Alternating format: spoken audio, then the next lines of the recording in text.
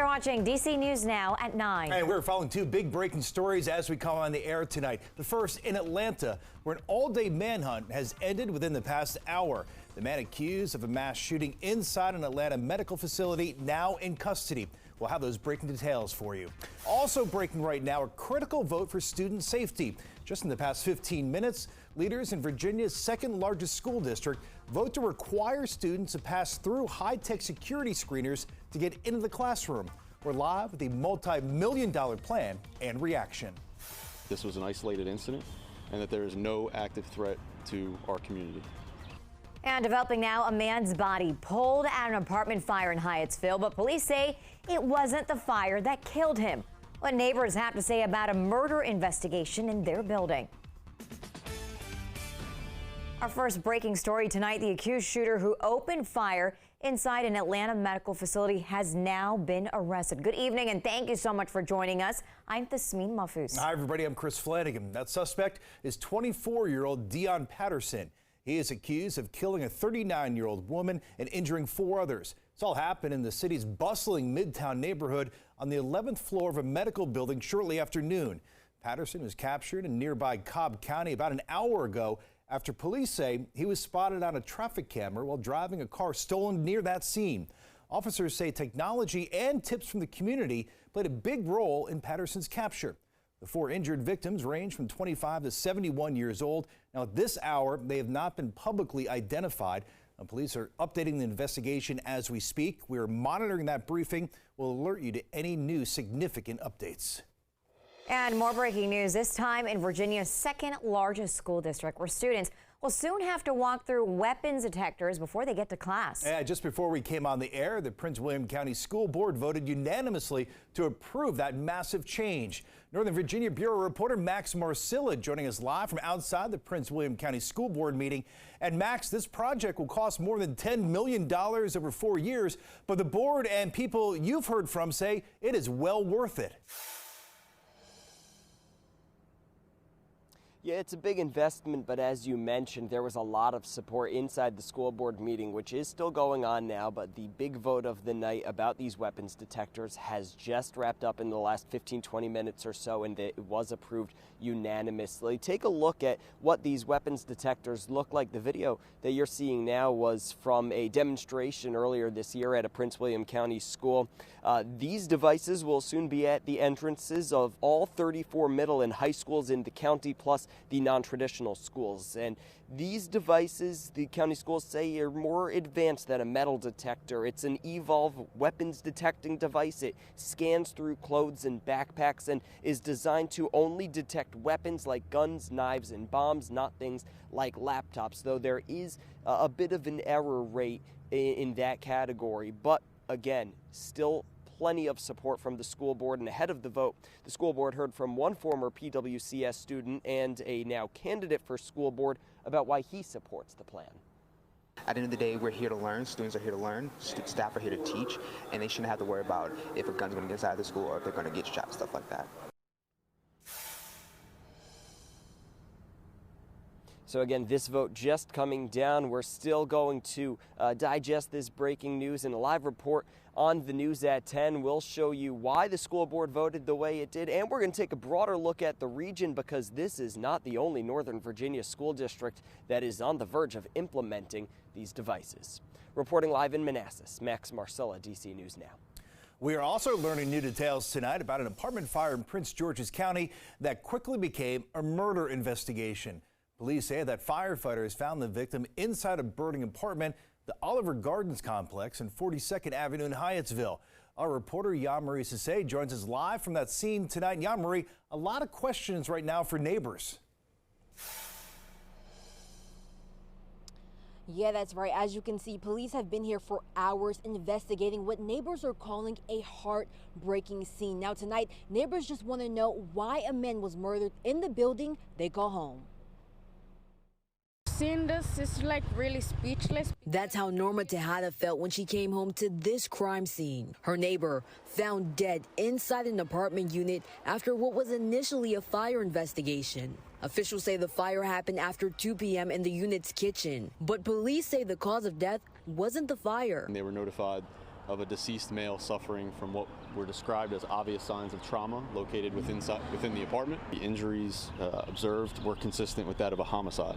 Now, the community is left trying to understand how this happened. I was not expecting that he got murdered, so it's like why would they do that to him? Because he's like a really good person. It's not clear how the victim died, and in terms of the fire, police are not ruling out arson. And that a member of our community lost his life this afternoon.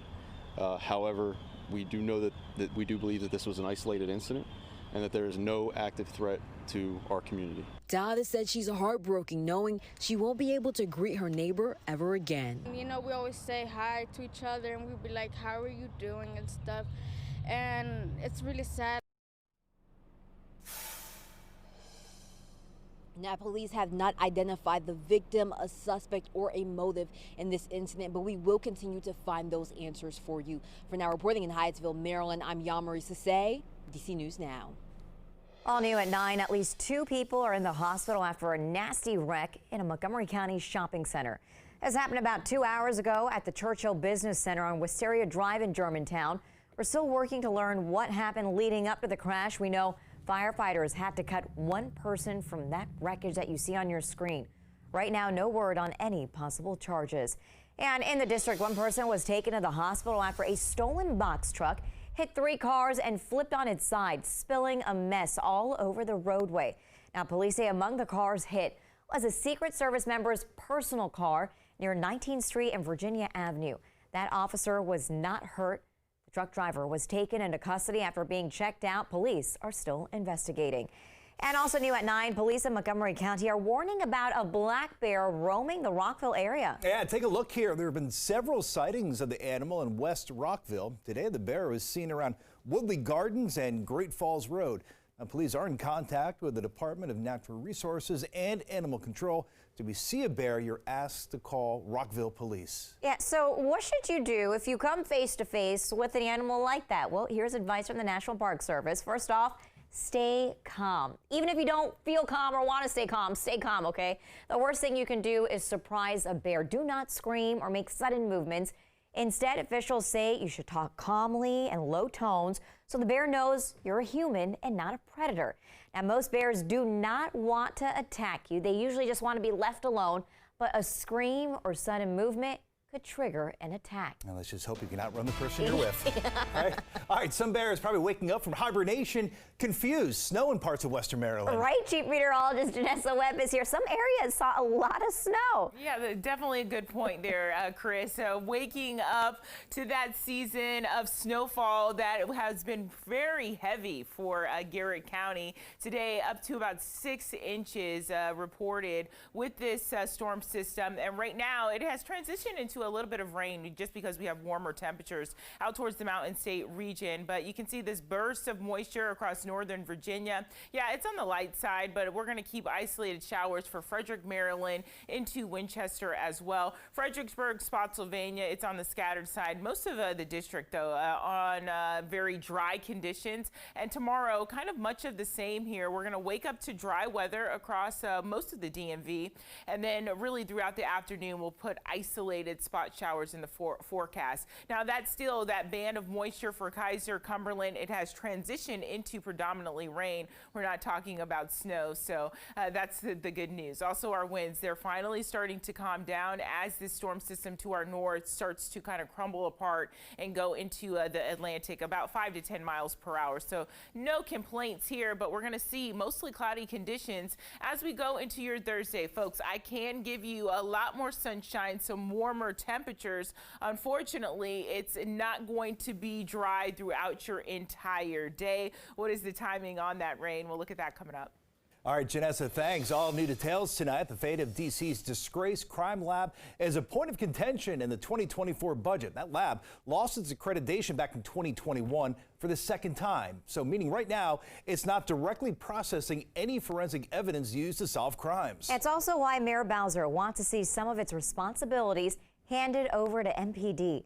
Mariel Carbone is live outside the Department of Forensic Sciences, which runs the lab. And Mariel, Bowser outlined that shift in her budget proposal, and not all council members are on board with it. Yeah, that's right. That's mean, council last year voted and passed some legislation to make the crime lab fully independent. So this goes totally against that. And some are worried that this move will lead to bias when it comes to forensic testing and prosecution. Since its inception in 2012, DC's crime lab has been plagued with problems. Almost everything that could go wrong has gone wrong. It lost its accreditation twice, most recently in 2021, and it remains unaccredited. It means that we can't affordably and quickly process information that's really, really important to victims, to prosecutors, and to people who stand accused. It's why Mayor Muriel Bowser's proposed budget would shift the lab's crime scene services to the Metropolitan Police Department.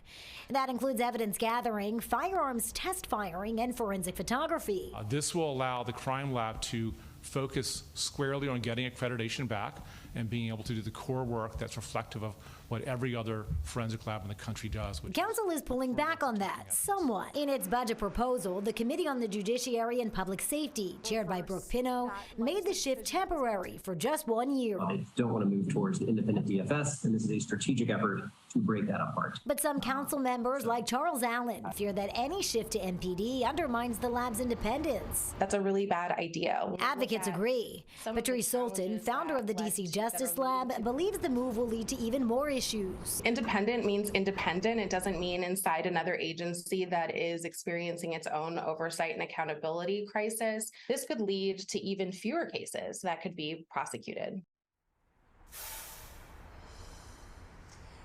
And council committees have now submitted their budgets to Chairman Phil Mendelson. He's creating a unified budget with all of that put together into one document, and council will start voting. It'll take its first vote on the budget coming up on May 16th. Reporting live from the lab, I'm Marielle Carbone, DC News Now.